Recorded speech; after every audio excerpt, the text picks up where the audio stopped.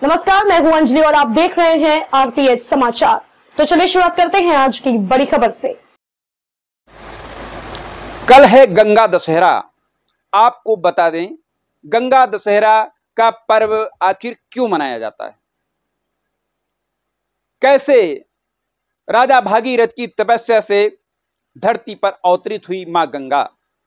जाने गंगा दशहरा मनाने के पीछे की पौराणिक कथा।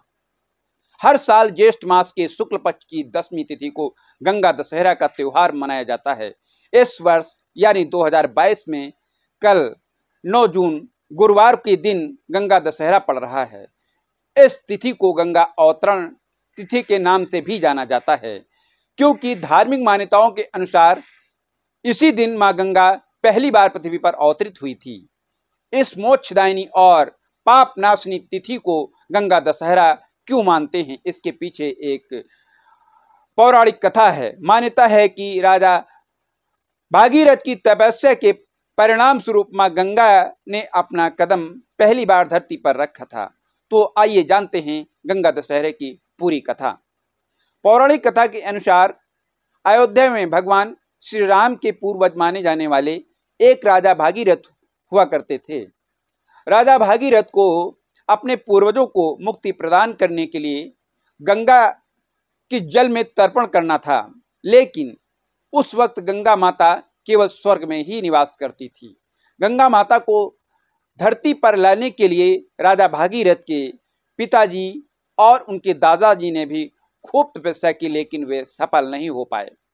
इसके पश्चात राजा भागीरथ भी मां गंगा को धरती पर लाने के लिए हिमालय की तरफ चले गए और कठोर तपस्या करने लगे। भागीरथ की तपस्या से प्रसन्न होकर गंगा देवी ने धरती पर आने की विनती स्वीकार कर ली, लेकिन उस समय भी एक परेशानी यह थी कि गंगा नदी का वेग बहुत ज्यादा होने के कारण यदि वह धरती पर एक भी कदम रखती तो विनाश हो सकता था।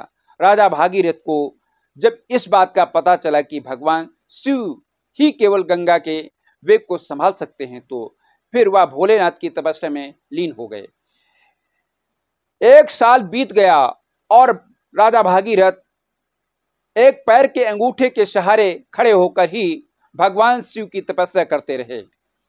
तब राजा की तपस्या से खुश होकर भगवान भोलेनाथ ने गंगा को धरती पर लाने की उनकी विनती स्वीकार कर ली। इसके बाद भगवान ब्रह्मा ने अपने कमंडल से गंगा की धारा को प्रवाहित किया और साथ ही शिव जी अपनी जटाओं में उस धारा को समेटते हुए, माना जाता है कि करीबन 32 दिनों तक गंगा नदी शिव जी की जटाओं में विलीन रही।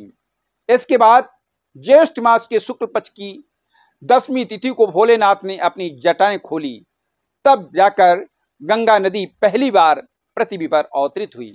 फिर राजा भागीरथ ने अपने पूर्वजों का गंगा जल से तर्पण करके उन्हें मुक्ति दिलाई। रघुनाथ प्रसाद शास्त्री।